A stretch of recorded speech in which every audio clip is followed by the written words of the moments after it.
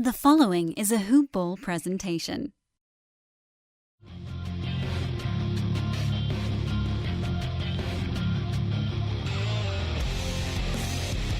Welcome to the Fantasy NBA Today podcast. Well, buckle up, everybody. News breaking on this Monday morning. I was all set to just cut together some really nice interviews with my good pals, Phillip Dean and Marc Roberts, and now I'm going to have to extend this thing even longer. This might be one of the longest shows in the history of Fantasy NBA Today. So, this is why I say, buckle in. I'm going to do this as fast as I can, but interviews have already been recorded prior to the massive news breaking just moments ago that Dejounte Murray of the San Antonio Spurs is out with a torn ACL. A brutal, crushing blow to Murray, a brutal, crushing blow to the San Antonio Spurs, a brutal, crushing blow on a much smaller scale to those of you that have already drafted Murray, because you can't have him anymore. He probably won't play this season, and if he does, it'll be 8 minutes in the last game of the year. Just a rough way to start the day, and we're going to break it all down. Here's what we got coming up. On today's podcast, we're going to spend about 5 to 10 minutes here at the beginning of the show talking about Dejounte Murray, what this means for the San Antonio Spurs, for any other point guards on that team, for some of the other players just in general on the Spurs. And then, we do have to talk a little bit about the gambling side of this, right? Because a month and a half ago, we advised an over bet on San Antonio. That's not looking so great at this moment, especially when you figure they'll probably adjust the line as money comes in. We're going to talk to Phillip Dean, who covers the Memphis Grizzlies for Fox Sports Southeast, which is outstanding. Get a little bit of an inside look at a team that, frankly, we haven't spent nearly enough time talking about on this podcast. And then finally, Marc Roberts. We're going to break down his mock draft team.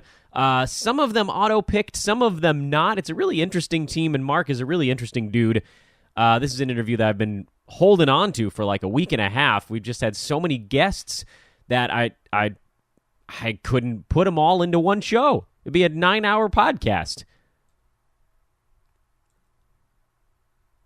So, anyway, I know, right? Just trying to ease into the week. Not likely. This is Fantasy NBA Today, everybody. I am Dan Besbris. Thanks so much for tuning in. It is at Dan Besbris on Twitter, at HoopBallFantasy are the two Twitter accounts that you need the most. Again, you can follow hoop-ball.com is the website to go check out all the good stuff. We also have a YouTube channel right now that's bustling with videos. Aaron Bruski, the great Aaron Bruski, put out 4 videos. 3 of them have been released so far. Player profiles. We've never done that before. Starting that this week. We've got the Hoop Ball forums kicking and screaming right now. I've been told he is either Chef or he is Ali. I call him Floppy Divots. He's Floppy on Twitter. Chef is breaking down. This is a pretty cool thing. In the forums, there is a Rate My Team thread. So if you have a fantasy team you drafted and you want to have somebody from the Hoop Ball staff come and break it down for you, that's in the Hoop Ball forums. And Eric Ong, the great Eric Ong, just started a thread to break down trade advice.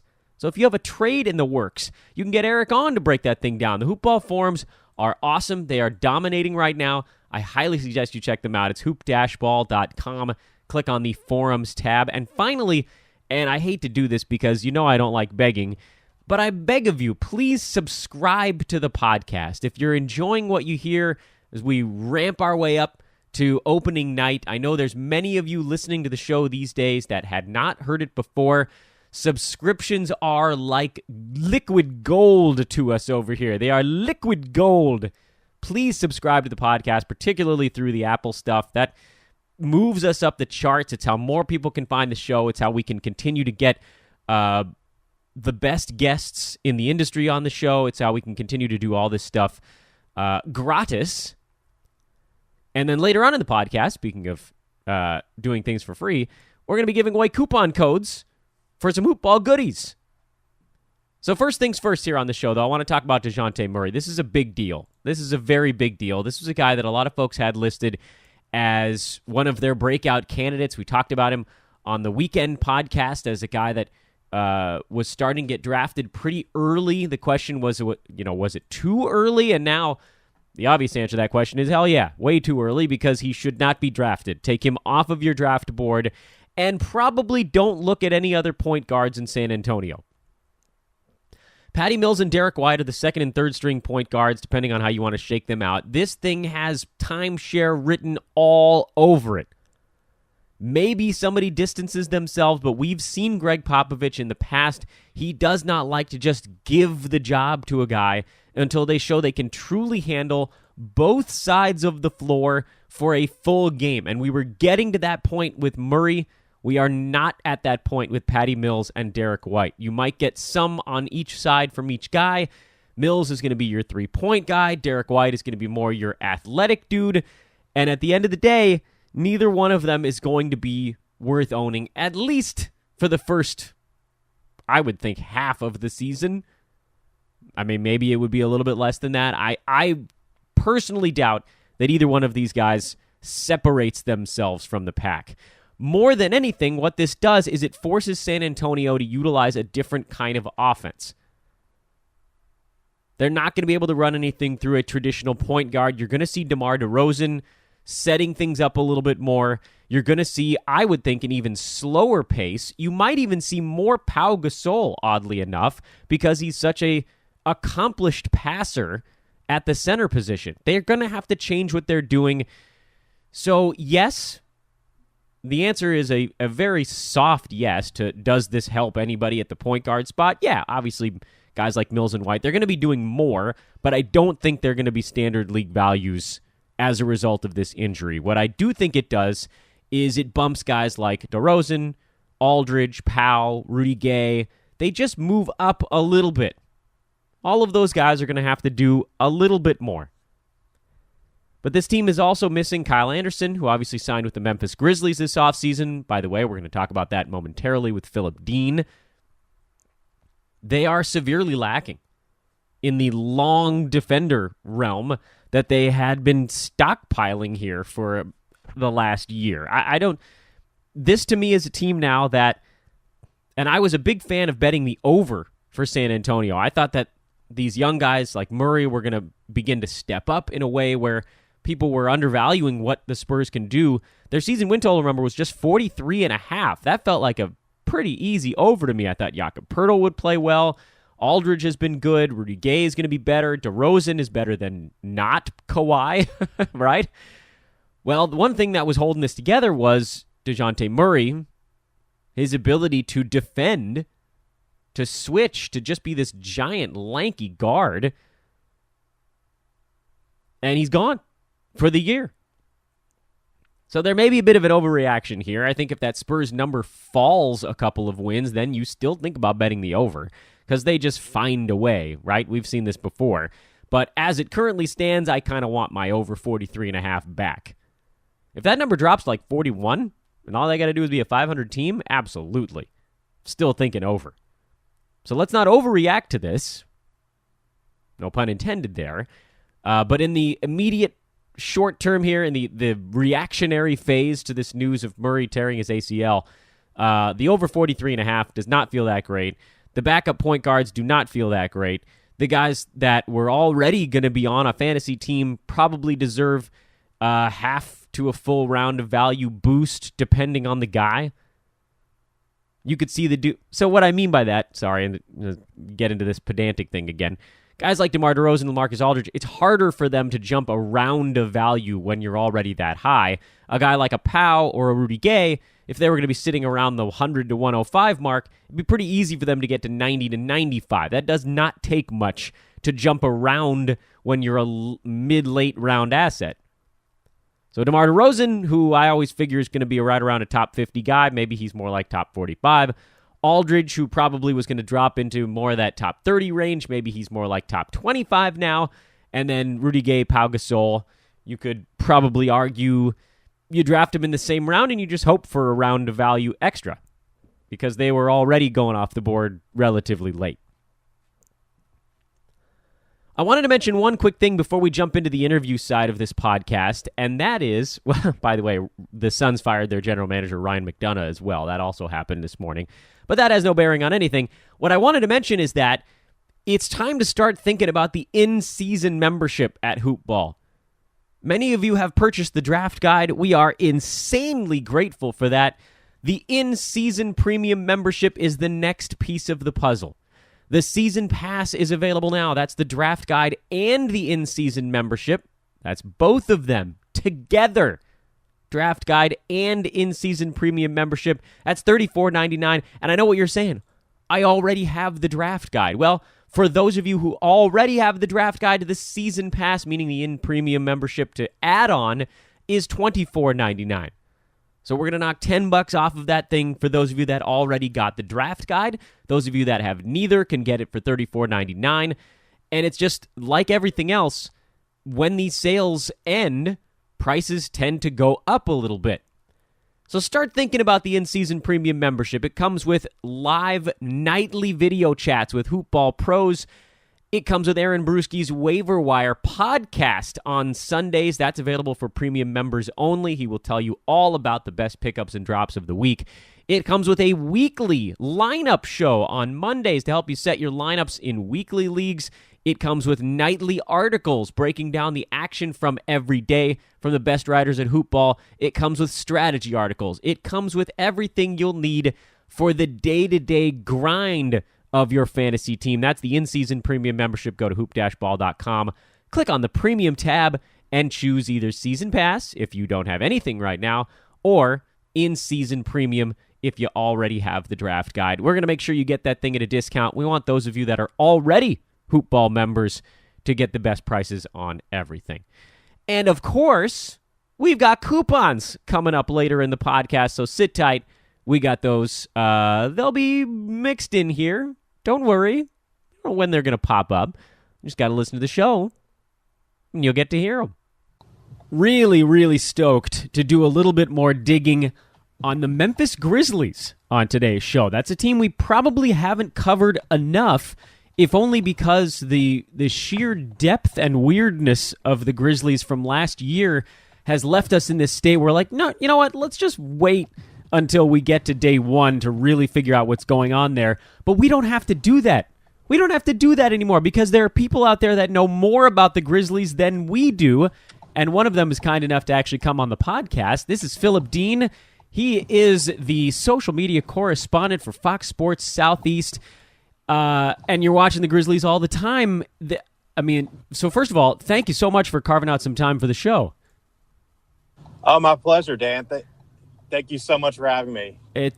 So we got questions, and I'll just start with a broad one because we can kind of hone our way in from there. But last year watching the Grizzlies was this sort of mishmash. Once Conley went down, of like weird fill-ins at every spot on the roster, with the exception of Marc Gasol, because someone was always hurt or someone was just not playing that well.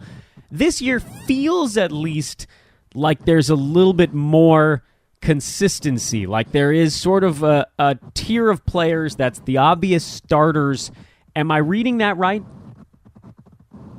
Oh, absolutely. And it's a brand new roster that you're looking at. A lot younger roster as well, with the additions. You bringing in guys like Jaren Jackson, who's going to be a Rookie of the Year candidate, and you're seeing guys come in free agent signing with Kyle Anderson, which is a guy that they've been needing for quite some time, a young athletic wing that can come in.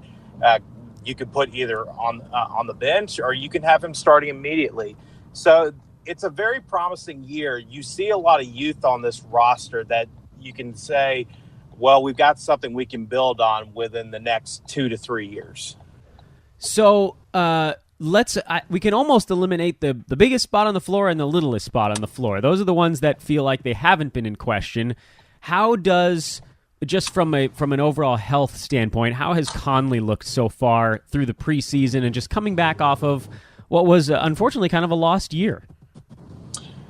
Well, a few weeks ago at Grizzlies Media Days, Mike Conley said he's truly felt the healthiest he's been in a while, considering all with all the injuries that he's had in the past few years, that sounds very promising. And if you watched his preseason game against the Rockets, you saw a lot of promise, and you saw something that it felt really good to have Mike back on the floor, because he is their general, he is their captain, and he has to get everyone, and he tries to get everyone the ball, and he wants to create opportunities as well for the young guys on this roster. But Mike is just, if he stays healthy, then I feel like the Grizzlies can make a big run in this season. What about the shooting guard spot? Is that Garrett Temple's job to lose? Does Chandler Parsons get involved in some way? Are there sort of the slew of wings if you add Kyle Anderson in there, amongst others? Is there one particular shooting guard you think that's going to sort of rise above the crop here and take the 28 to 32 minute role? I think it is Garrett Temple's job to lose right now. But he has such a great NBA IQ that I don't see him losing that at the moment. Now, the only person I could see that can compete with him for that spot is Kyle Anderson. But I could see where J.B. Bickerstaff would want to keep a guy like Kyle Anderson to bring some energy off the bench. But it's just, I think we'll see Garrett Temple be the starter on opening night. But Coach Bickerstaff has said through the next couple of preseason games, he's going to try and rotate things around to see what he likes out there. But there should be a good chance you could see Garrett Temple within the next couple of preseason games, and most likely be the starter come opening night. So Kyle Anderson, you think he's a high minute bench guy? Does he get the start at small forward? How does his role fit with this team? I think he will eventually start at small forward. I don't think he will opening night unless he makes some big, interesting moments during the preseason right now. It's kind of too early to tell right now. Everyone's still trying. I think Bickerstaff's still trying to figure out who he wants to start at that spot. So in terms of then just digging a little deeper on the Anderson thing, when he is potentially brought off the bench or when he does slot in as a starter, he was a guy in San Antonio that seemed like he made a big impact without really having to take shots. Do they envision a similar role for him here in Memphis, more of a playmaker, an underrated defender type on a team that briefly, I guess, lost the defensive identity, but looks like they might be kind of building towards getting it back? I think that's exactly. They signed him this summer. Some plays immediately, and a very underrated defensive player. I've said that for a long time about Kyle Anderson. His defense, no one's really focusing on his defensive playing. So I really think that coming off the bench will be a plus for him at the moment. Okay, I'd be remiss if I didn't ask about Jaren Jackson. You mentioned him as a potential Rookie of the Year candidate. Everybody wants to know, how much opportunity is this kid going to get out of the chute? That's always the thing with rookies, right? You got all the hype of summer league and preseason, and then the actual season starts, and the reality of an NBA campaign kind of smacks the young guys in the mouth a little bit. Is he set to be behind JaMychal Green? How long do you think before he steps into a bigger role? Is it immediate? What's the feeling you're getting from the team on the Jaren Jackson stuff? With Jaren, I feel like the sky is the limit for him. I don't see him starting opening night unless he just makes a huge impact during the preseason. If he starts having double-doubles the next 4 preseason games, then his talent is just from what I've seen from his latest practices and from what I've been told from people in the organization, the kid wants to learn constantly. I mean, he's been working all summer long with assistant coach Jerry Stackhouse on his three-point shooting game and being able to get the ball off quicker. And he's been going to Marc a lot during training camp. And I've heard that if he's having a conversation with the coaches and he doesn't understand what they want him to do, he goes to Marc immediately so he can get from a player's perspective, like, tell me what I need to do. He's been going to Marc Gasol constantly, just sitting under the learning tree from him. I like that. Is there a universe where he can find himself playing traditional starters minutes, or do you think that's too much for someone just sort of getting acclimated? I think he needs to get acclimated first. I think that he's going to be able to. He's a quick learner from what I could see, but there's a good chance. I wouldn't say sometime in the spring I could see Jaren starting for this team. And then Chandler Parsons. And I don't even know where to begin with this one. It's been a rough stretch, and you got to kind of feel for the kid a little bit because, everybody wants to be playing. What are the expectations for him this year? Just try to keep him on the floor throughout the year, or are the Grizzlies really hoping to get something, positive from a basketball sense out of Chandler Parsons? It's been such a rough stretch. It has been a tough stretch, but if you watched his first preseason game, he looked really healthy. He was able to run up and down the court well. You saw a lot of positive impacts from Chandler, and he has a very close relationship with Coach Bickerstaff going all the way back to the Houston days, and JB is going to work really hard to get him on the court and Chandler's going to be motivated by JB. I mean, JB is the one that brought Chandler to Memphis, and it really seems like that Chandler could really have a good impact. I mean, you're not going to see him being a sixth man of the year candidate, but I think he could be more productive for this Grizzlies team. And he said a few weeks ago at media days that this is the healthiest I've ever been, and he did go to Germany this summer to get the blood treatment, that Kobe had. The PRP, the platelet-rich plasma, I believe, right? Yes, that is it. So I'm just saying, it could help. So it could. We shall see in a few weeks. I've been waiting for 2 years to finally put my completely underutilized molecular biology degree to use on a fantasy basketball podcast, and today was the day. Thank you, Phillip. Marc Gasol. Yes. Marc Gasol is the last one we'll touch on, and then I'll let you go. Again, talking to Phillip Dean of Fox Sports Southeast. He covers the Grizzlies. He is at Phillip Dean _ on Twitter. 2 L's in Phillip, by the way, if you're looking to find him. Gasol, he's a stalwart, obviously. He's been with Memphis since the beginning. We're at a decade now for the younger of the Gasol brothers. Last year was seemingly his least efficient NBA season. He shot just 42% from the field. Obviously, the prevalence of three-pointers in the modern game plays some role in that, but he took about the same number of threes the previous year and shot 46%. Does having more capable teammates, is that going to potentially lead to maybe a little bit of a bounce back for Marc on the efficiency front? Because the health stuff has actually been better for him the last 2 years. I think that having Mike Conley back will gain his confidence back. Marc was in a very tough spot last year with the whole situation with David Fizdale and then Mike going down. Marc had to carry the team, and it was something that he said, I'm willing to do this. I'm willing to help these young guys, but these kids have got to learn and listen. So having Mike will be a huge factor coming back, and he's wanting to help a lot of these guys. He's working with Dylan Brooks. He's working with Jaren Jackson. It's something that it just all comes back to having Mike Conley back on the floor, which will truly help his game and gain his confidence. Yeah, I have to admit, I was pretty surprised at how things kind of calmed down when it seemed like Marc was getting a little bit thrown under the bus last year, but that feels like kind of a distant memory now.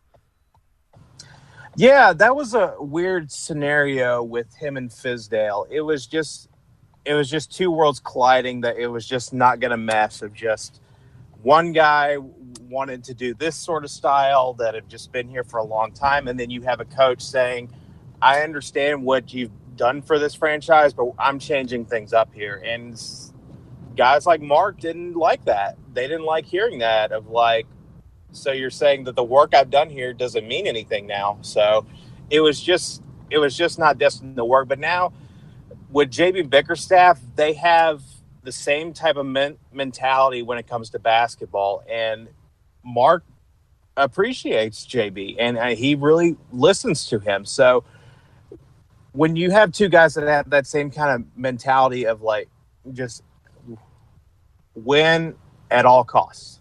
Well, it's like sort of a good problem to have, I guess. The problem when obviously two styles kind of bang into one another. So put the whole thing together now. You've got Conley coming back, who, by the way, and I've touched upon this on earlier episodes of the show, Grizzlies were 7-5 when Conley was healthy and on the floor last year, and he was never really fully healthy. And then they won something like 20 games the rest of the way. So it was, he is a very large part of what Memphis does. And then you add in, a maybe healthy Chandler Parsons, Garrett Temple, and Kyle Anderson are obviously the two bigger pieces, and then Jaren Jackson. Is this a team that has playoff aspirations, or is this a team that feels like, okay, well, let's improve this year and then think about playoffs down the line? I just have to assume with that many veterans, they're going to be gunning for it right out of the gate. Oh, absolutely. It's with the veterans guys they have. They feel like with the guys that they have with Mike and Mark and Chandler and with the young guards they have on this roster, they really feel like they can make a run into the playoffs. But the thing is, the West has gotten way tougher ever since they were in the playoffs last time. And it's one of those things you're having to rely on young talent now. This time you're having to rely on Garrett Temple and Kyle Anderson, and you're having to rely on Andrew Harrison. And it's one of those things where I hate to pull the Rick Pitino card, but it's like Zach Randolph's not walking through that door. Tony Allen's not walking through that door. So it's a younger roster, and if they really feel like that they can do something with this roster to get back in the playoff hunt, I truly hope so, but I have my doubts. He is Phillip Dean of Fox Sports Southeast. He covers the Memphis Grizzlies, and for one day and one glorious day, he's slumming it with us here on Fantasy NBA Today. Phillip, thank you so much, my man. Thank you, Dan. Really appreciate it. Looking forward to talking to you again soon. Once again, give him a follow on Twitter, Phillip with 2 L's, Dean _. There's an underscore at the end of that bad boy. You can find him because he'll be tagged when we put this podcast out, or you can just find him on your own. That was Phillip Dean, ladies and gentlemen. Stoked again to get Phillip on the podcast. We've been sort of jockeying to try to get the schedules to line up. He is, as you might expect, a very busy man right now with the season coming up around the corner. I wonder how a lot of these other teams feel. I know there's like an initial sickness period when you see a great blossoming NBA star go down the way we have with Murray today. But I wonder if some of these other teams are kind of like, oh, interesting. No, we got a little path here. Does Memphis think they have a path? I'm sure all those folks that were like, Lakers aren't going to make the playoffs, they're going to point to this as the reason why. That's sort of a wimpy defense. Want to make sure we get a coupon code in. We got a coupon attached to every guest here on Fantasy NBA Today as we lead up to opening night. $3 off your purchase of any product at hoop-ball.com. That includes the draft guide. That includes the season pass. That includes the in-season premium membership. The coupon code, of course, as we tie it to the Memphis Grizzlies, is JJJ. Jaren Jackson Jr.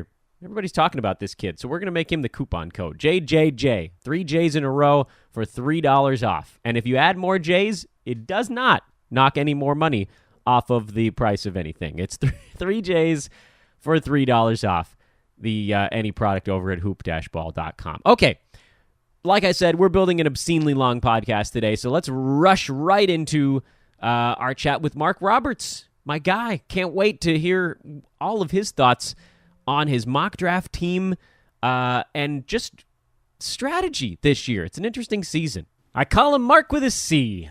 That's the best way to remember, I think. It's Marc with a C. It's Marc Roberts. He's the #basketball man. He's the projections man. But you've heard him here on the podcast before. At Marc F. Roberts, if you want to follow him on Twitter, I'll try to repeat that a few times during the podcast. What's going on, man? Good to talk to you again. It's almost NBA time. Yeah, we're like, 2.5 weeks away? We are into preseason stuff, which means people can get super hyped about things that won't materialize in the regular season. How's projection season going for you? It's very good. We're basically through the bulk of the projections, so it's mostly just keeping up with the exciting stuff happening right now. Is we're learning who the starters are, at least in the preseason game, which is about all you're going to really learn in preseason from my experience. So yeah, we're learning who's the starters and who the bench players are, which makes a big difference to the projections. But so well, what are it's been a good time. What are a few things that have jumped out at you from the preseason lineups perspective so far? I was surprised that, and this is a little old, but I was surprised that Jeremy Lamb is going to be a starter. At least that's the way it's looking right now in Charlotte. About damn time is what I say. My hope is that this ends up pushing Michael Kidd-Gilchrist out, that everybody sort of slides up a slot and he doesn't fit. He seems like he's been kind of not a bad basketball player, just sort of a bad modern NBA fit, because he can't score, really. Yeah, I mean, turns out shooting is kind of a pretty important part of playing in basketball. Who go figure? What do you think about so here's a good question for you, because I have this weird thing going on right now, and by the way, everybody, we're going to be digging into the mock draft results. We're going to peel apart Mark's team momentarily, but we've taken a turn to a Charlotte team that I kind of enjoy now that Dwight Howard is not there. And this also feels like, and maybe you disagree with me on this one. I'm bouncing this idea off of some people. It feels like because there was a little bit less high-profile movement this season, you're getting a lot of fantasy enthusiasts that are all really grasping to try to find the next, I don't know, Donovan Mitchell or Victor Oladipo, or someone who was flying so far under the radar that being able to pick them made you seem like the smartest person in the room. And I almost feel like everybody's trying to do that. And so the price to draft in this, auction or snake draft mode, the price to get some of these guys is getting crazy. So where everybody is zigging, I'm kind of zagging this year, and I'm looking at a lot of older, boring, proven guys. Are you with me in this veterans getting underrated boat, or are you looking for the shiny toy as well? And please feel free to say shiny toy, because so far I've basically been on my own. Yeah, the shiny toy, like Donovan Mitchell's probably not going to happen in the next 5 years. You know what I mean? Like, that's kind of a once in every 5 or 6 years you're going to get a player like that. Can I guess who you're talking about on Charlotte? Is it Nicholas Batum? Well, it's two of them, actually, and that's why they're a perfect example, because Marvin Williams, and he's really obviously more of a 9-cat kind of guy, but a couple of years ago, he was great the pre-Dwight Howard years. Great's a little strong, but okay. he was rosterable. Yeah, totally. Yes, he was. So I don't know. I love these old guys that you have a portfolio on what they've done, and they're not sexy picks. Not even Marvin Williams is the least sexy. He's like khakis and a pullover in terms of fantasy drafting. But I love it this year. I love all these old guys that everybody is overlooking just because they're not Oladipo or Donovan Mitchell or whatever other flash in the pan you might be able to grab this season. It's driving up the price on a lot of these young, fun guys. Okay, like a Jared Allen or a John Collins maybe are kind of the young and fun names this year. Aaron Gordon was one of them last year. And I'm kind of going the other way this season. Am I crazy? I would answer two ways. So in the I've got Nicholas Batum ranked 73rd. And I think in that part of the draft, I really like what you're saying. I like that strategy of go with a proven guy, a guy that nobody really wants to draft, because nobody's giving you a high five if you draft Nicholas Batum, right? You're getting a high five. You're getting a high five if you draft John Collins, because everybody kind of knows he's a sleeper and everybody's excited about that. And so you're going to have to draft him early. I actually don't agree once you get, so I've got Marvin Williams at 115, which is at the back end of the draft. I think the back end of the draft is all about just picking risky players.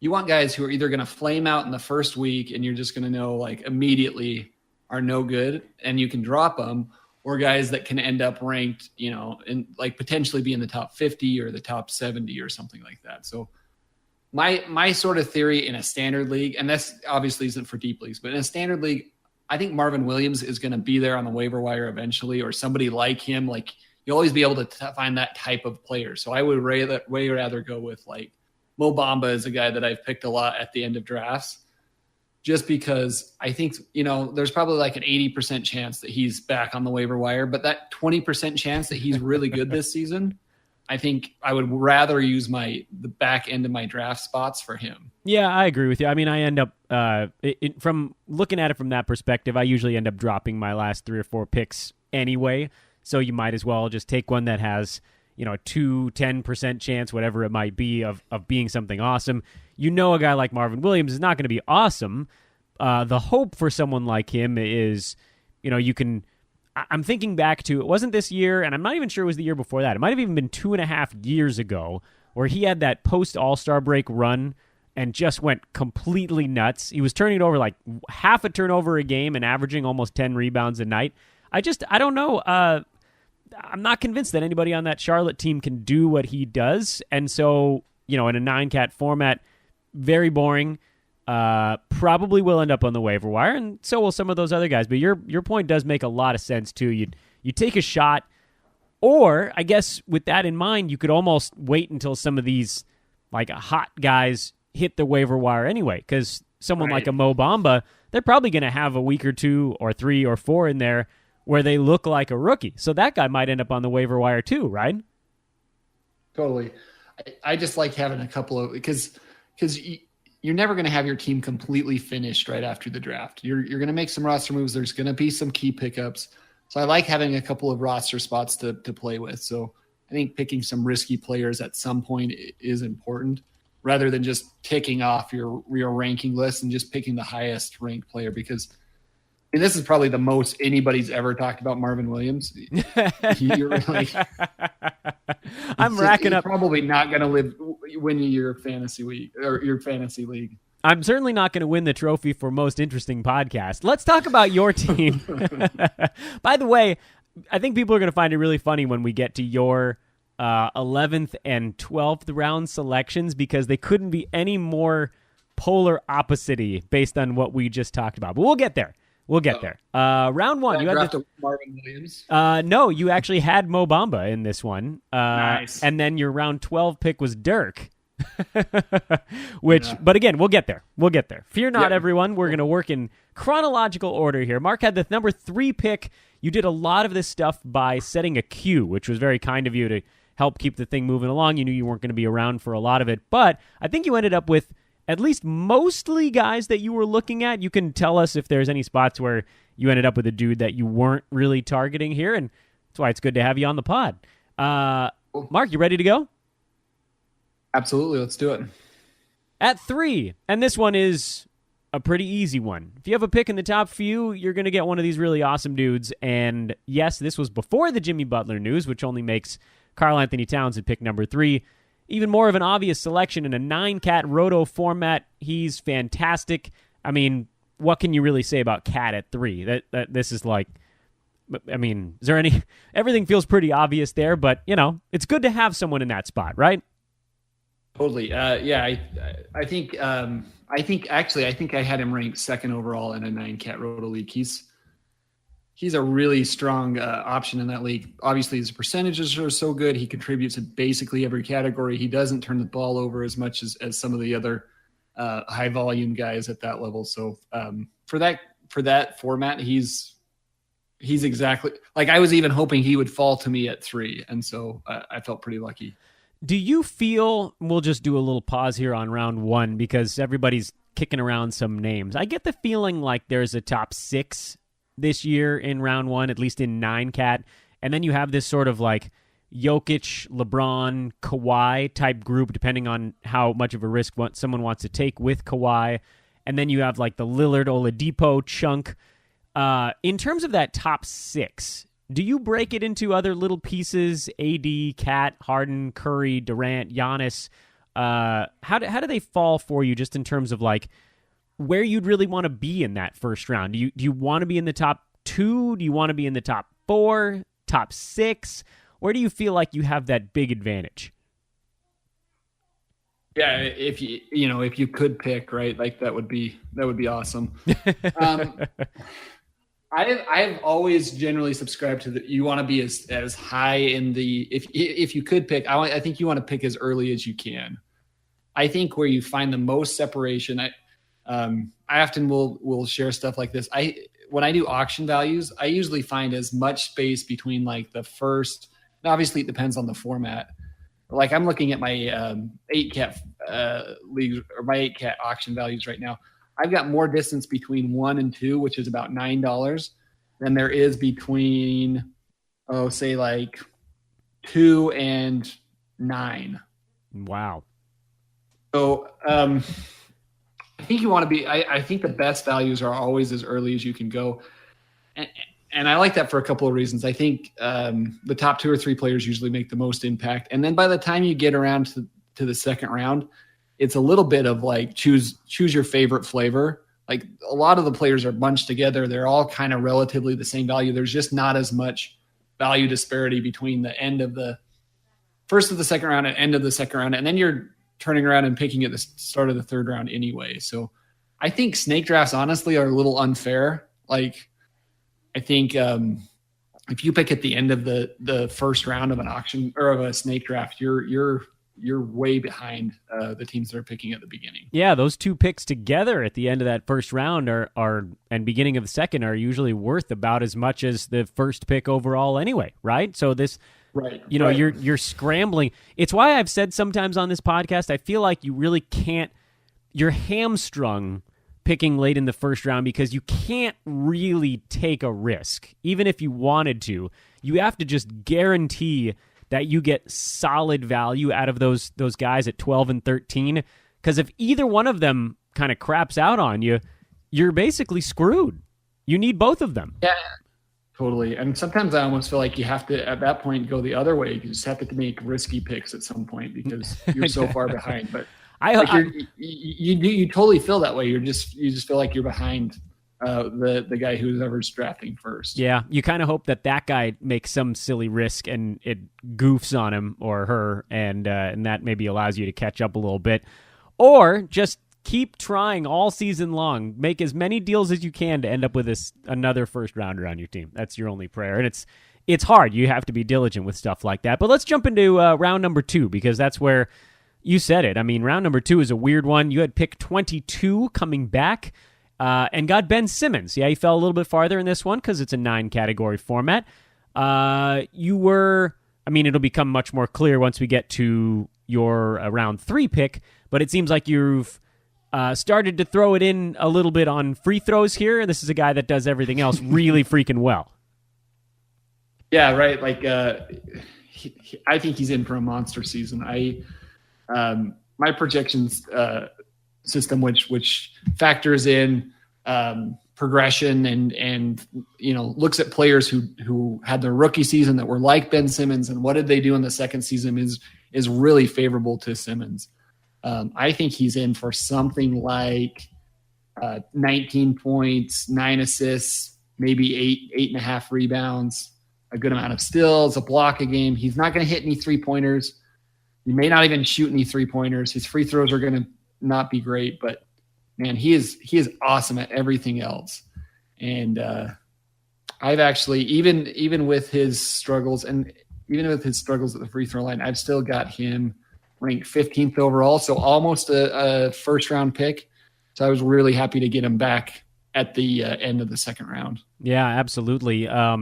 You do have to sort of, I guess there's a handful of guys that you could pair him up with if you wanted to try to nullify the free throw thing, like a Dame or a Harden, maybe a Jimmy Butler, one or two of those guys. Would that be enough, you think, to sort of cancel out the Simmons free throw thing? You know what's interesting about Simmons is because he shoots the same percentage as some of he probably will shoot in the mid 50s this year, which is as bad or worse than a lot of the, DeAndre Jordan or a long time ago, Shaquille O'Neal, but he doesn't go to the line like as many times as you think he should for a player that's,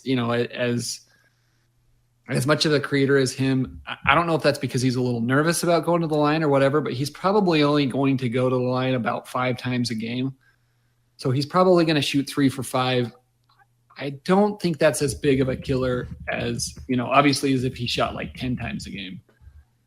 So I think you're probably not going to be able to win the league win the category if he's on your team. But I think that you can stay in that kind of mid-range. You could pick up in a 12-team league, you could pick up 4 or 5 points from the free throw line pretty easily, as long as even if you pair him with a guy like DeRozan or someone like that goes to the free throw line a fair amount, I think he'll be okay. All right, excellent. Well, everything was golden for you there because you had him paired with Cat, but then you leaned into the free throw thing in round 3. This is a guy that I love Andre Drummond. He had just an unreal season last year. The things that he does, and he actually did get better at the foul line. I'm curious if that turns into something sustainable. Like, can he be a 60%er going forward? Is he out of his head? But in terms of, we're seeing a lot of these centers come off the board in rounds 3 and 4, and he's a stud. Like that, his volume of free throws at 60%, you could pretty easily actually cancel that out. With he and Simmons together, you're going to have your work cut out for you, but still, I like Andre Drummond, I would say more than most. I think maybe I'm higher on him than most, but maybe it's because I'm lower on Blake Griffin than most. Totally. I'm right there with you. I actually had Drummond ranked ahead of Simmons.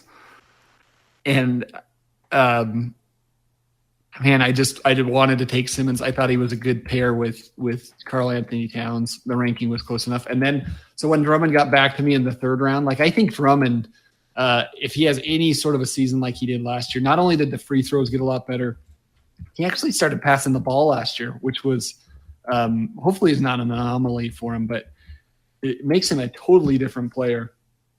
He averaged 3 assists a game last season. I think at this point, the other thing that I think is important to point out about my team, all 3 of my guys shoot above 50% on field goal percentage. They're going to take the majority of my shots. So I've got a real chance at this point to lock down field goal percentage. A lot of things. You had a good shot to lock down a lot of things at this point. Drummond was awesome. He was number 22 on a per game basis in 9 category last year. That's despite 5 free throws a game at 60.5%. I mean, he was crazy. And I know, frankly, I'll say, I know we've heard that he might be taking 3-pointers. Please don't screw up your field goal percent. There's too much of that right now. Stay near the rim. Shoot 53%. If you're listening, Andre, we're cool with that. We're good with that. And actually, that's you're focused on the free throw percentage. I probably should have been more focused there too. What I actually started worrying about at this point was 3-pointers. I mean, if you think about some of the guys that are going off the board in the 1st, 2nd, and 3rd rounds, and the volume of 3-pointers they're shooting, I basically took 2 non-3-point shooters and Karl Anthony Towns, who shoots a little bit, but I'm way behind the Harden owner and the Steph owner, and even the Durant and Dame owners. And frankly, even I'm sure Donovan Mitchell went off the board. He takes a bunch of 3-pointers. That's the category I was actually at this point feeling like I needed to make up some ground in. Well, it's hard too when you have to set a queue and potentially go away for a while. Your queue is not necessarily going to reflect. If you have a pick that comes up and you end up with a guy like Drummond, where maybe if you were there, you're like, I better get a guy who's going to shoot a little bit. I'm going to take Devin Booker or Bradley Beal or someone in this round or Kyle Lowry. It doesn't accommodate for that. And these are things that obviously you can keep an eye on if you were in a 90-minute live draft or something like that. You sort of have that running tally. Do you have a way, by the way, of keeping track of sort of what categories you're building as you construct your team?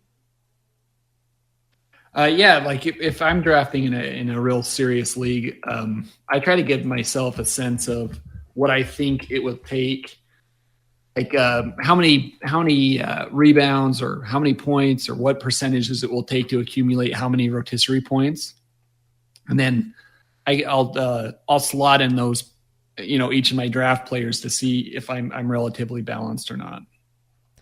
It's a little obsessive, but it's certainly helpful in making those types of decisions. Oh, of course. Round 4. We can keep shuttling along here. You got your center. You're good. You have both of them actually at this point, so you're in sort of an interesting spot. But without a traditional point guard, depending on, I guess, where Ben Simmons gets eligibility, and ended up with a shooting guard in the 4th round, in DeMar DeRozan at number 46 in his new digs in San Antonio. Tell me, what do you think? What can we expect from DeMar this year? I'm not fully sold either direction on this guy. I feel very neutral, which is actually kind of par for the course for me and DeMar. Yeah, it was funny to hear Pop's interview the other day when he was saying that he was going to let DeMar DeRozan play his game. That when LaMarcus Aldridge came, he tried to turn him into John Havlicek, and he wasn't going to make that same mistake again. I'm not old enough to remember John Havlicek, so I don't know. I didn't totally understand what he meant. But apparently, it seems like I think we expect more of the same from DeRozan this year. I think we could potentially see a drop in minutes just because that's kind of the Spurs way, right? But I don't expect a difference in playing style. So I had a couple of thoughts here. This is where the real panic started about the 3-pointers, because I again drafted a guy who doesn't shoot 3-pointers. My 2 thoughts, Ben Simmons is going to score me 19 points a game, which is good, but it's not as good as some of the other second-round picks.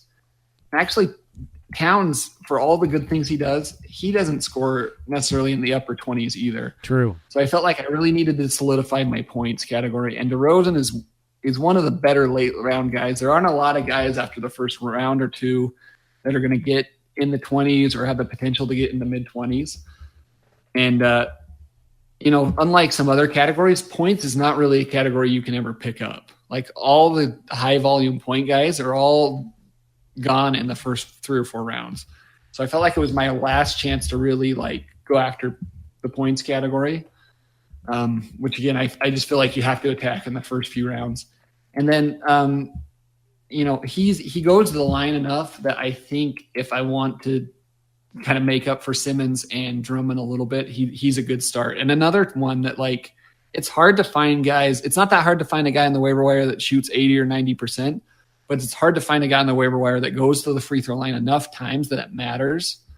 And I thought DeRozan was kind of he has a bunch of limitations as a fantasy player, but he's one of the last chances, I think, to solidify those 2 positions in a meaningful way. So that's why I went with him. Yeah, I think people sometimes get caught kind of overlooking the volume aspect on things where, a guy like JJ Redick is going to shoot 90%, but that's right. 9 out of 10 a month. That doesn't really have much of an impact on, it's nice to have, it's going to have a positive impact, but it's not going to be, sometimes a guy, and this is getting into the numbers a little bit, and you're probably better at doing this stuff on the fly than I am, but a guy that shoots 82% at the line might be more valuable than a guy shooting 90% if he takes the right amount of volume to get there. And I'm not going to try to do that math while I'm talking right now, but I think that's a pretty good example of that, where DeMar is, a low to mid-80s guy, but he takes a boatload of them. So his positive impact is bigger than someone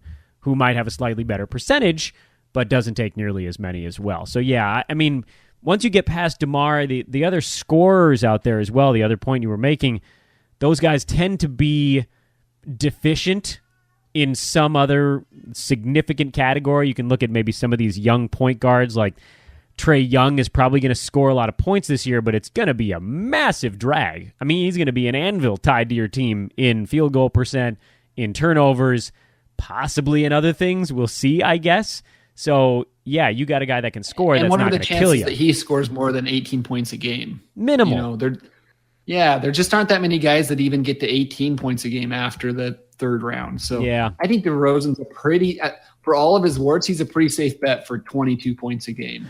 Yeah, I think if I had to just try to grab a few out of the sky that have a prayer of getting there, it would be like an Aaron Gordon, who's been going about a round later. Maybe some of those guys in Chicago, like a Levine or a Parker, might be able to get close to 20, but those are the only 3 that come to mind, really. Yeah.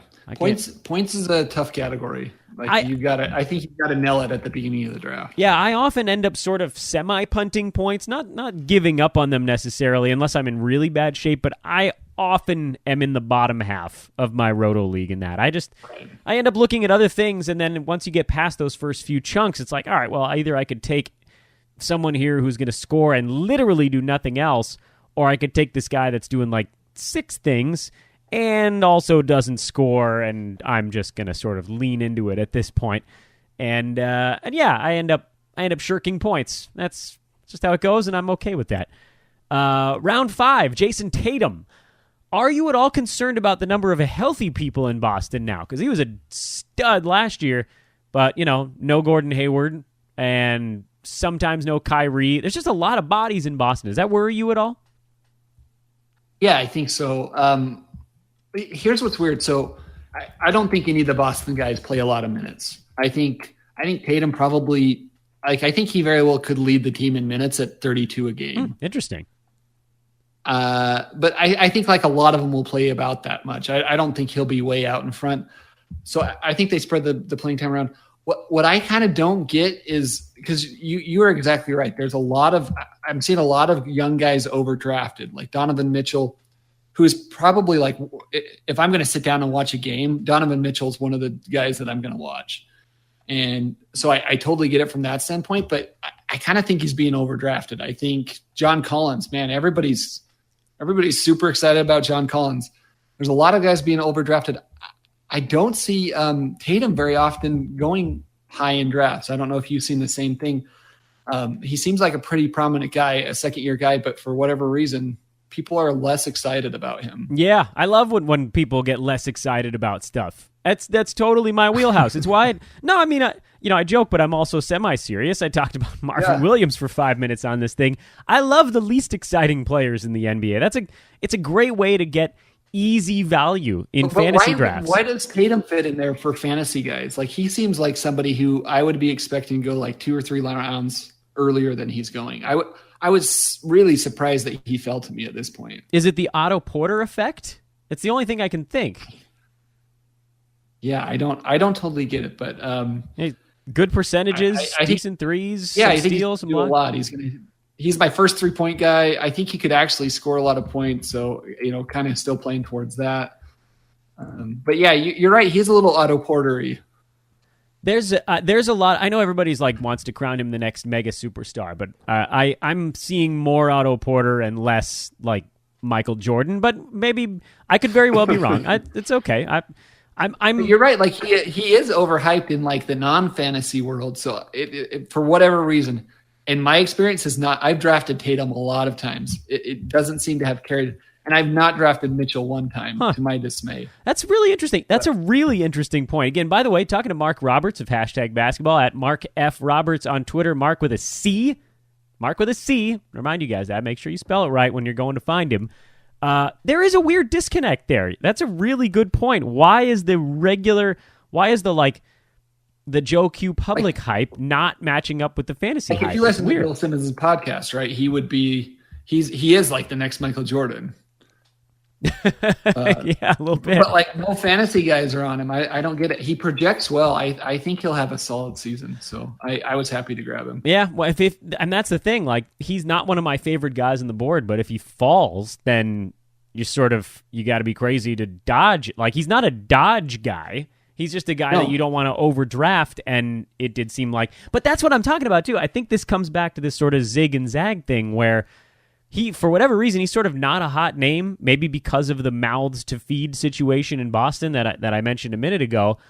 I'm totally fine. Like, I didn't expect to end up with a lot of Jason Tatum, but if he's falling into the 50s and 60s, then I might end up with some Jason Tatum. I thought he'd be going in the 30s and 40s, and I was like, no thanks. Right. That's too early for me, but he's not. So maybe I need to rethink my own strategy, because I had just sort of written him off as a guy that kind of wouldn't make it to me. But let's keep rumbling along here. Round 6. This one's a hoop ball favorite, so you're tugging on our heartstrings. Smoking Joe Ingles at pick number 70. How can you not love Joe Ingles? He single-handedly beat the Thunder in the playoffs last year.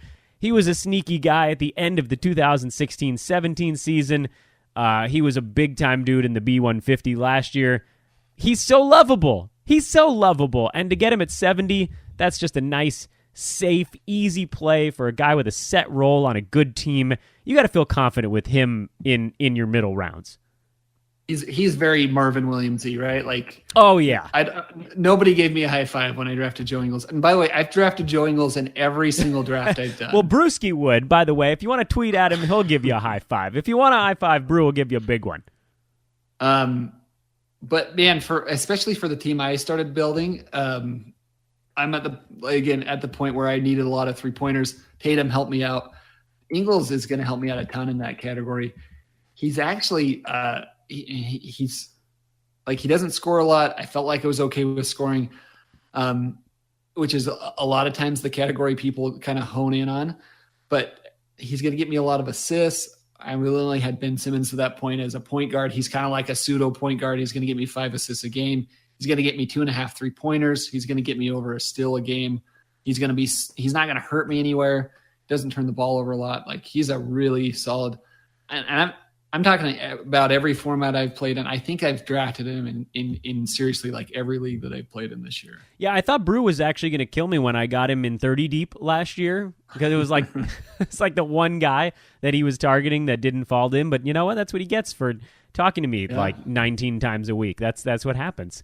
Round 7, Chris Dunn. I like this one. I liked this one before Lauri Markkanen went down, which is when we did this draft. And now that Markkanen is down, that's just sort of more for everybody else. Chicago wants to play fast, and I guess it just sort of comes down to health, right? Can Dunn stay on the floor this year? Because if he does, there's a lot of goodies out there for him. Dunn is another guy that I've drafted in almost every league that I've started playing in this year. On a per possession basis, he's actually been a productive player. I know a lot of people were hard on him his first year. But I think, he scores, he's going to get you some assists. He's going to get you a lot of steals.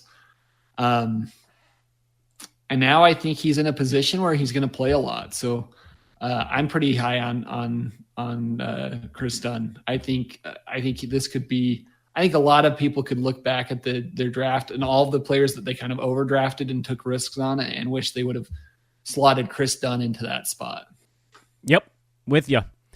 Round 8, Harrison Barnes. A little bit boring on this one. This is actually, okay, so this, by the way, and I don't mean to pick on you with this one, this was actually the guy that I was referring to when I thought, well, I guess I could take the guy that just does scoring later on. He's just not my favorite. But at 94, you're basically guaranteed a guy that's going to exceed his ADP, so I can't really pick on you for it either. Yeah, so I have to be honest, I don't love playing in and I assume one of the reasons that he ranked high for me is turnovers. Looks like it is. I don't love playing in 9-cat leagues because I find turnovers kind of obnoxious. And like the players that turn out to be more valuable in those leagues, I don't think like it seems a little wonky with how you think players should rank. But the truth of the matter is, especially in a rotisserie league, you can't just – a lot of people will say, I don't like turnovers, so I just ignore that category. And I don't think you can do that. So it's not his only good category, but he's not going to kill you in turnovers. He does a little bit of everything. Sometimes those guys tend to get overlooked. Again, he's not a high five guy, right? Nobody's going to give me a high five for drafting Harrison Barnes, but like at the same time, you can't take Chris Dunn or Chris Dunn level risk at every single pick. So I thought he was a nice fit with the roster that I was building up to that point. Yeah, I mean, again, at 94, where you got him at the end of round 8, he's almost a guarantee to be like no worse than top 95. So you kind of got him at his floor, which that's why I can't pick on you for it. I'd love to, but from a value standpoint, it makes a lot of sense. I didn't feel great about it, but he was ranked 64th in my rankings for 9-cat leagues. Yeah, he was number. What are we looking at here? He was like around 90 on a per game basis last year, but he played 77 games. He was actually better than that by totals in 9-cat. So yeah, he jumped that number easy.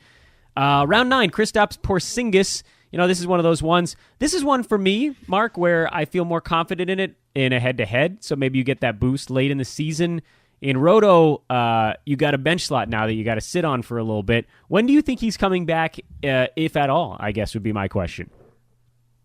Yeah, and this is one I feel probably less good about than I felt when I made the pick. So, just following along with the injury he had and the timing that he had, I thought there was a pretty good chance he would be back and maybe miss 20 to 25 games. It's starting to sound like the Knicks are going to be even more conservative than that, and maybe his injury warrants them being conservative, or maybe there are other reasons they're being conservative. In any case, I think our chances of him playing somewhere in the 60 game range is dwindling. So, I don't know. In hindsight, I'm not totally sure I would still make that pick. All right, fine. Well, we'll shuffle along because that actually. When makes do a you lot of think sense. he's coming back? I actually don't think he's playing this year. That's so that's obviously not good value for where I picked him. Yeah, but if he does, so I mean, that's again the risk factor of it. For me, a lot of it is just I can't. I'm such an itchy trigger finger kind of guy that if I have a dead roster spot like that, I will go nuts. I can't. If I'm taking somebody who's hurt at the beginning of the year, it's got to be a guy that I get him super late and he's supposed to be out for like a week to a week and a half, because otherwise I'll lose my mind. But that's obviously partially my own. huge difference if you've got an injured spot or not on your roster. Yes, that as well. But some of that is my own psychoses, so I don't know that I can put that on everybody else. Alan Crabb in round 10, he ended up having an absolute monster of a 3-pointer season. You were talking about needing 3-pointers. Did I put 2 and 2 together here? Yep, you got it. I think a couple of the guys that I wanted went off the board, and I just said, we gotta grab 3-pointers at some point. Take a relatively safe guy after Porzingis. Rounds 11 and 12. Oh, sorry. I thought we lost you for a moment there. Yeah, you're good. There's not that much to say about Alan Crabb. That's true, except go Bears. As a fellow Cal grad, I will root for him forever. Mo Bamba and Dirk Nowitzki. I promised we would do these two as a pair. You talked about taking the ultimate shot in round 11, and then in round 12, you took the ultimate dose of Centrum Silver. Tell me how you ended up with these two guys. Yeah, so Mo Bamba follows the formula I gave earlier, which is, rookies have a huge variance between their ceiling and their floor. It's hard to. Most other guys, you have a pretty good sense of past production of what they're going to give you, given a certain amount of playing time. Rookies, you really don't. With that said, I do try to translate the rookies' stats from college to pros, and Bamba, man, he projects to be a really solid player. Projects to get a lot of rebounds. Projects to get a lot of blocks. So I think there's a chance that if he gets some playing time in Orlando, he could be a really valuable fantasy player. I think it's not likely, but I think there's a chance he could be a top 75 or 50 fantasy player this year. So I think we'll know fast. That's the other thing you've got to kind of factor in with these rookie players. I think you'll know if he's going to be relevant in November, December, and probably January within the first week or two. Like if he's sitting and playing 12 minutes a game, it's easy to know. You just cut him. You pick up, if you have to pick up Marvin Williams, pick him up, and you're doing just fine. So I really like taking Mo Bamba. Actually, on a per minute basis, I like him better than Ayton. I think Ayton plays more this year, and so I think he's probably the more valuable player. But like if you guaranteed me those two players were going to play the same minutes, I would actually take Mo Bamba. Oh, interesting. All right, what about the old guy? So Dirk, like I said, I think at some point you just can't take like the risky player every single time. I'd taken enough guys. I actually kind of took him as my Kristaps Porzingis isn't going to play for right now. I don't know what I'm going to get out of Mo Bamba, so I know that I'm going to get solid production out of Dirk. He still rates really well in a 9-category league. We've since found out that he's not starting. I kind of thought he was going to start at that point. I didn't realize that Doncic would be the power forward in Dallas. So I probably was a little optimistic on Dirk, but he could still play 25, 26 minutes a game. And as long as he does that, he's still going to score. He's still going to shoot really good percentages. He's still going to hit threes. He's going to rebound a little bit. He's a pretty solid, safe pick. Yeah, he's a 9 category and a good guy to fill in for your other guys. Yeah, he's a 9 category guy. I mean, you said it. He averaged 0.7 turnovers per game last year, which was actually a massive help to your team. So you could run a guy out there getting you 12 points, 2 3-pointers, almost 6 rebounds, half a steal, half a block, not killing you in field goal percent, 90% low volume free throw type of thing. And just like, if you can get a guy that doesn't turn the ball over and gives you league average numbers in almost everything else, that's actually a positive in 9 category format. And I think a lot of people don't remember that. He played 77 games last year. He wasn't hurt. He had number 72 ranking on a per game basis, 9 category, and better than that in totals.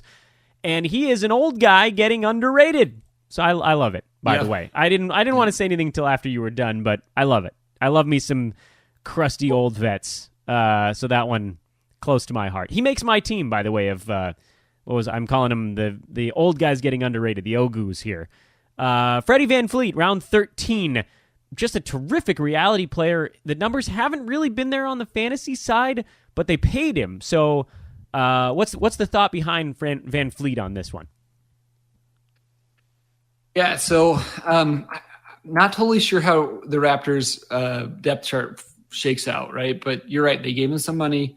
I think there's a decent chance he gets some playing time. And I think if he gets some playing time, assists are another one of those categories that are tough to find on the waiver wire. So this is just a kind of a lottery ticket to say, what if he happens to be one of those third guards that plays 25, 26 minutes a game and, becomes really productive? And again, I think that's one we'll know. Like, I don't think that the Raptors are going to have a discombobulated rotation where you're unsure about how many minutes Fred VanVleet plays. Like, I'll probably know after 2 games whether I want to hold him on my roster or not. And if it works out, great. And if I don't like him, then I'm going to pick up whoever is on the waiver wire that's probably doesn't have as much upside as VanVleet, but is just about as productive.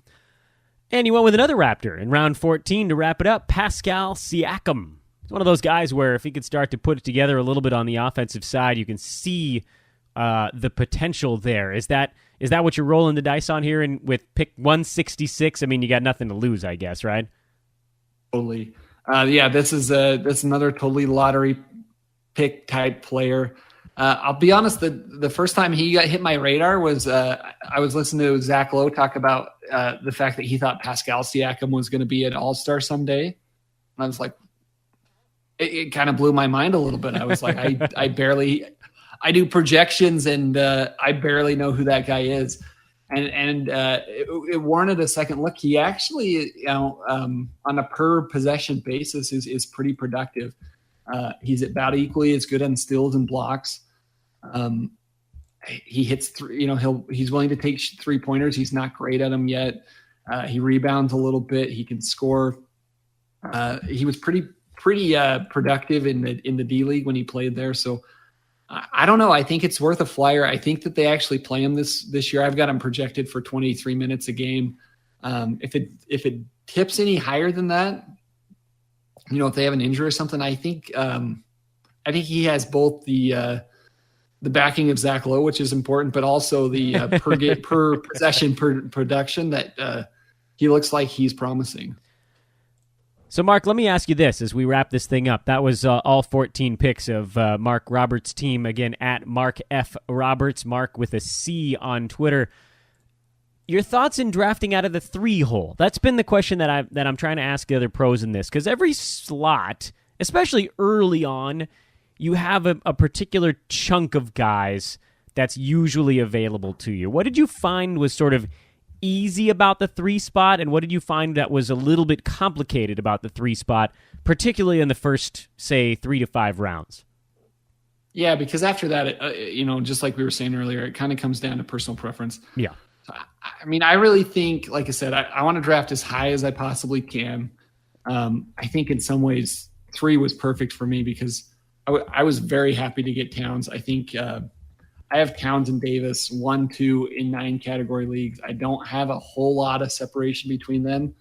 And then I actually have a little bit of a cliff after them. So, if you can get close to your top player at pick 3, and then you've got a little better pick in the second round, I was pretty happy with that. So, I always feel better about picking earlier in snake drafts than later. And I think in a 9-category league, if you can pick whatever pick you can get Davis or Townsend, you're going to be pretty well set. So I was very happy to pick third. So you found in the number 3 spot, it was easier to sort of take care of big man stuff early on, because it seems like at the beginning of rounds 1 and 3, you have a couple of big men. Round 1 would be AD and Cat, and then you sort of can get some big man-y kind of stats if you ended up with someone like a KD, I suppose. And then in round 3, you often see the Goberts, the Drummonds, the Capellas, the Miles Turners. Those guys are sort of available at the beginning of round 3. It seems like if you have an early pick, round 2 or 4, somewhere in there, you almost have to target someone to get you some assists early, because it seems like the big men are going to be available to you just because of just by the nature of where you're ending up in drafts. Does that seem like it aligns with what you saw in this draft, or am I reading too much into it? No, I think you're right. I think because the rest of the first round, is there another center that went in the rest of our first round? I don't have another Jokic, center in my top 12. I think Jokic is the only other one. Oh, Jokic. I'm sorry. And he technically counts, right? Yeah. Sort of. This is the point guard, but he's pretty big. Exactly, yeah. Very large point guard. Yeah, no, that makes a lot of sense. I think, and those guys, just because like Harden in every other format is my top rated player this year. I really like Harden, but he gets so many turnovers.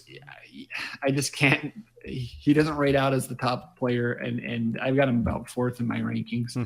I think a lot of the guys end up dropping down. So as far as the value kind of tilts in a turnover league, I think you really want to end up with Davis or Towns in the first round. And anywhere you can figure out how to do that, probably if you're playing a pretty savvy league, you've got to draft in the first 2 or 3 picks to make that happen. Yeah, seems so, especially with the Jimmy Butler news as well. Mark, thanks so much, my man. This was a distinct pleasure. I'm glad you made it out of your corn maze successfully. We didn't talk about that earlier in the podcast. Mark was, I don't know specifically where you were, but you were on some path, and it was obscured, and it was nighttime. But the boogeyman didn't get you. So glad you made it out, and glad you were able to hop on with us. Yeah, I texted you about 30 minutes before, and I said, I think we're going to do a podcast tonight, but I'm not out of the court maze yet, so who knows? If we didn't end up doing the pod, I was going to alert the authorities to try to send him, find Mark. He's lost in corn somewhere. Were you, by the way, was this you up in Idaho? I feel like that was what you had told me. That's right. Yeah. Yep. Is that like because what I had sent back to you was that I've done a corn maze a couple of times. My wife and I lived in Michigan for a few years, and they were often attached to like little cider mills, and you could do them at Halloween. But for me, the corn maze was like, that's where you do a little bit of exercise, and then you completely destroy that by just going to town on apple cider flavored donuts and actual apple cider. Was that available to you earlier this evening? They had a really interesting kind of dessert. They had these. I think they were churros, but they were in the form of crinkle cut French fries. That sounds delicious. And then they put warm apples on them, and then they put whipped cream on it, and then they put caramel on it. It was pretty spectacular. Oh my God! Were you guys running the corn maze to try to work that off? Mark, by the way, also such a good sport here, carting 3 children through that thing, and 2 of them weren't even they're all yours. Well, we're glad you survived. I was ready to abandon them in the corn. They weren't thrilled with it. So I pretended we went in with 3 and we almost came out with just 1. Well, you know what? Survival of the fittest or something like that. That's a terrible thing to say. I was in a corn maze. What part of this, and then we'll wrap this thing up because it's starting to get a little late in the evening. I pretended to have kind of a nervous breakdown in a corn maze, see if I could freak out some of the other people going through it. That's just the kind of complete and total ass that I am. And you, sir, are so kind to actually do a podcast with me. He is Marc F. Roberts on Twitter. He is the projections man. You're the projectionist at #basketball. Can people find that stuff pretty easily? Just going to #basketball.com, or should they know anything specific on finding your goodies over there? No, it's right there. It's on the front page. You can get totally customizable rankings. Joey, who runs that site, does a great job of making it pretty intuitive about how to interact with it. I do the number stuff, and Joey takes care of everything else and does a great job with that. So you can go put in your league settings. You can put in your points league or your rotisserie league or your head-to-head league and put which categories you care about, which categories you want to punt, and it will make totally free, customizable rankings for you, which is pretty cool. That is pretty damn cool. He is Marc Roberts. We are, by the way, attaching a coupon code to everybody on the show. This one will keep it easy. It's just going to be Marc, M-A-R-C. That's $3 off the draft guide at hoop-ball.com. M-A-R-C is the coupon code. Punch that in. You get yourself a little discount on the thing. Mr. Roberts, thank you as always, my good man. Can't wait for the next one. Absolutely. Thanks for having me on. What a show, huh? Woof. Dejounte Murray news. Phillip Dean. Marc Roberts. 2 coupon codes. And now I got to let you get to your day, huh? I don't know. It's going to take you 3 days to get through this whole show.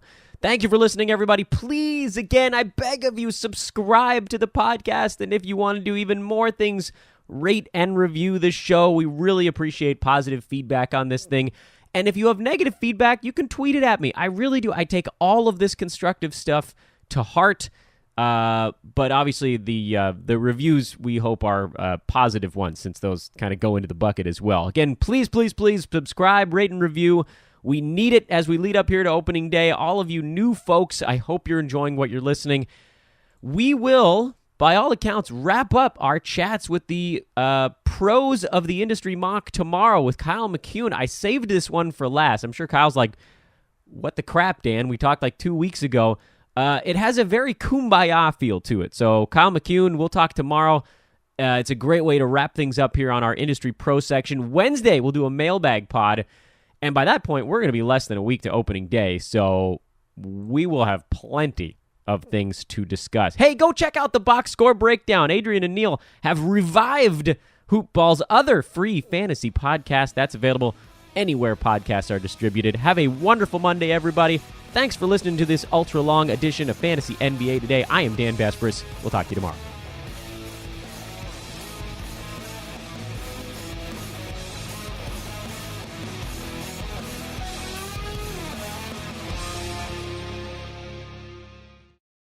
This has been a Hoop Ball presentation.